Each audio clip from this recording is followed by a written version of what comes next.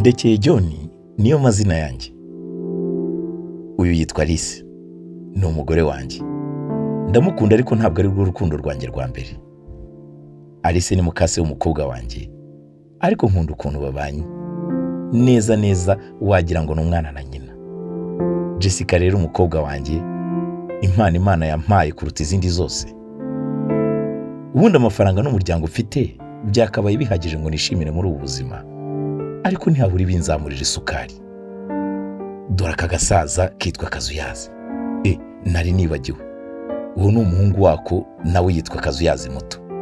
Ubwo ni Kazuyazi senior na junior, cyangwa muto n'umukuru.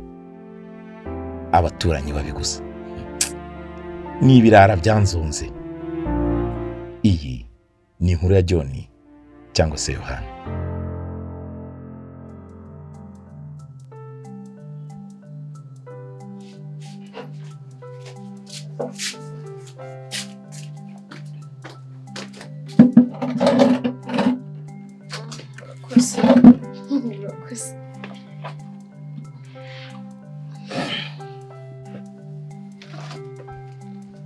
Mumeze neza se? Hari ibintu hari fresh. Okay. Nanjye meze neza, ndashima Imana nta kibazo. Okay. Nyine Kazuya, hari ikibazo nari naje kubaza, nashakaga ko ngira inama, hari ibintu nibazaga kandi numva nyine naza nkakugisha inama. Ngiye nkugira inama se? Yego. Okay, hari bikabisa. Nyine nashakaga kukubaza, wambabarira ndakwinginze umbwire ni igiki kintu kiba mu nzoga ku buryo umuntu ashobora kuyinywa, akayinywa mu gitondo, saa sita na nijoro akayinywa nyine. Mbabarira umbwire ikintu gituma abantu bakunda inzoga. Zikonudiro zimeze se? Yajya twicara nziza. Subu hano turahakwirwa. Hano tugira intebe imwe wangu. Hano tugira intebe imwe, ubwo njyewe na papa niyo twicaraho. Turasimburanwa. Rero niba ushaka ko tuganira, urabona se bidakuze. Okay. Sasa rero nyine ako ukuntu biba bimeze. Donc nkanjye nyine ndakubwira ku giti cyanjye, iyo ndi kunywa agasembuye ase nyine tujye tuvuga ndeba mu maso ko bimeze se. Mbwira nta kibazo.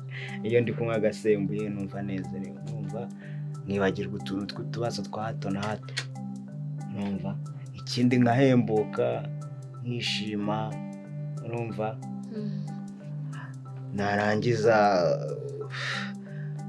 numva nguwe neza, nkaryama ngasinzira, urumva. Nkaciringa n'abajama banjye,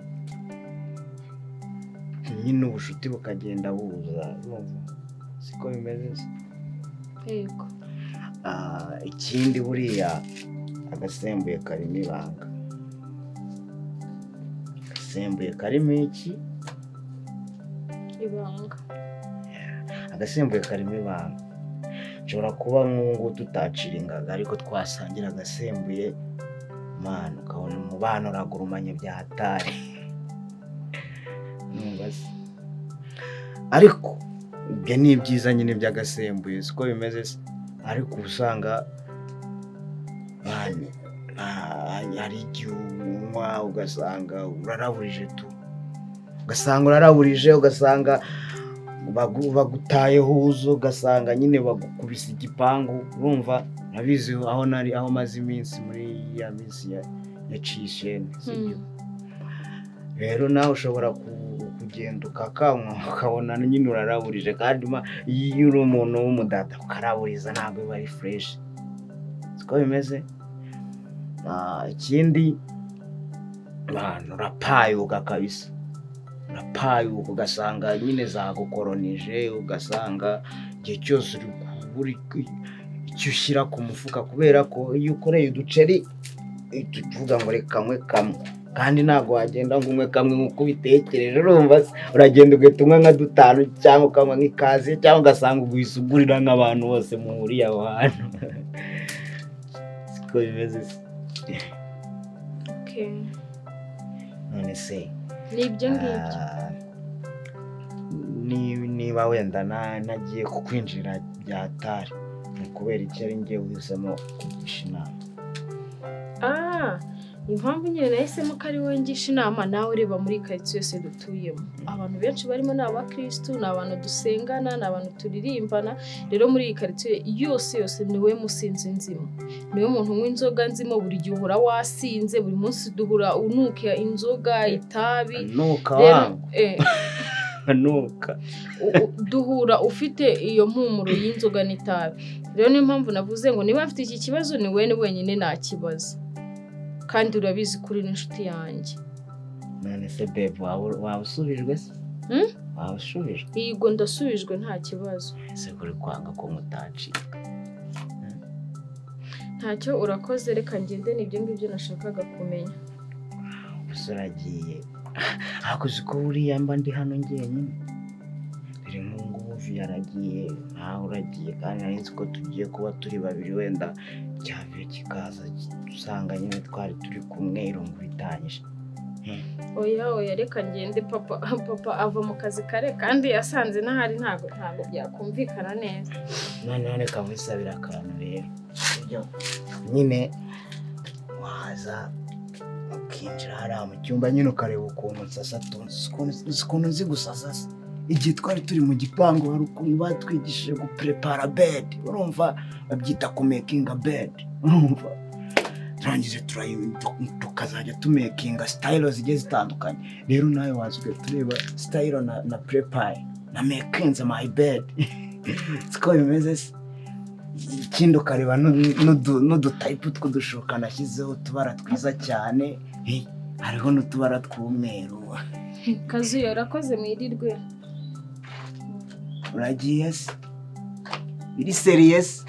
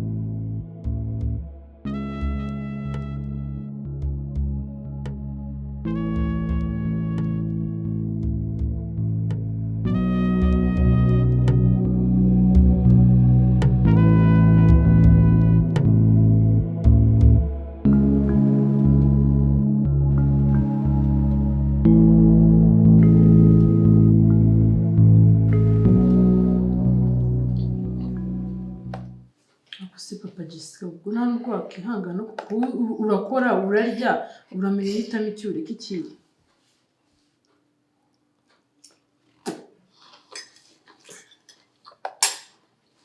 Sekunde ugaceceka nkaho utanyumva. Sinshaka. Nese wabanje ukarya ese nori kubirya ufite ikihe kibazo ku buryo utafata iminota 5 cyangwa 10 ngo ubanze urye ako kazi ubone kugakora karapfa. rero ibi nabyo nitesha mutwe kabisa use n'ibiryo bigiye kuba ikibazo ubuzi ikindi kibazo gifatika muri uruvuga ubona ko kurya n'undi gukora akazi ari cyo kibazo hano hamuzakura ryari muzamenya ubwenge ryari ku buryo mwicara mukavuga ibintu by'imishinga bifatika imbere umuntu n'umugabo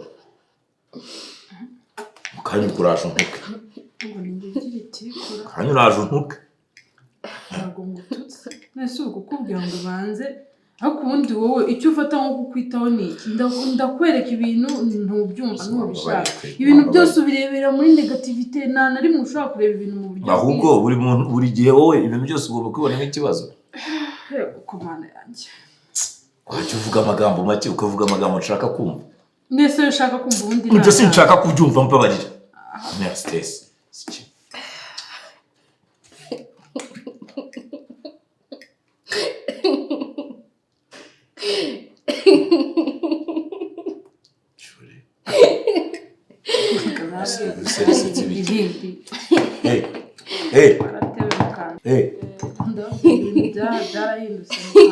uri kwisetsa ibiki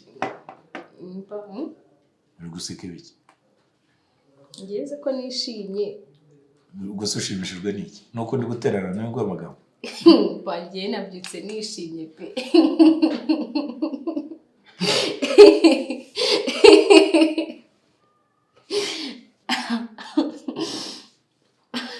ningira uri guseka cyangwa uri guseka ibyo turi kuvuga papa ndishimye nk'ukuri kw'Imana ndishimye Imana yampaye umunezero mu mutima ni ibintu bisanzwe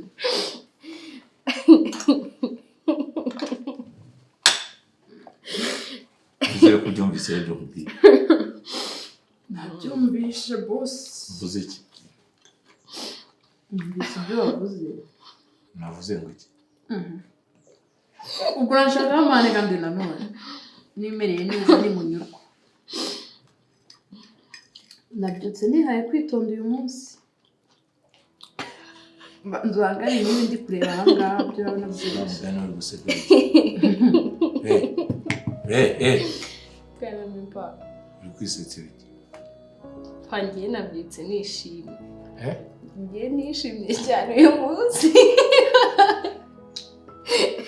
ushimishijwe n'iki we muntu nta kibazo afite koko pangiye Imana yampaye amahoro mu mutima ndashima Imana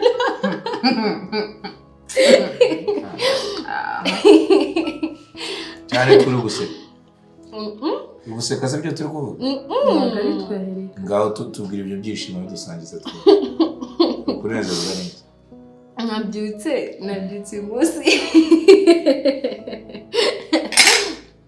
nabyutse uyu munsi ndi kuririmba indirimbo yo mu gitabo ngo mwijira bera cyane ari kubazo ariko mano uri gaseko nk'akeza gutya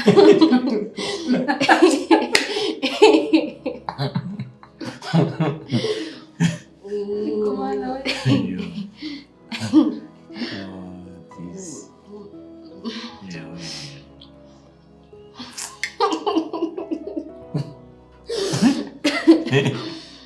zikuseka nka mama wawe shawe amwenyura nka mama wawe hanyumvira nk'uyu nawe ibyo bintu ubuzanye binesha apeti n'ibijya binabwo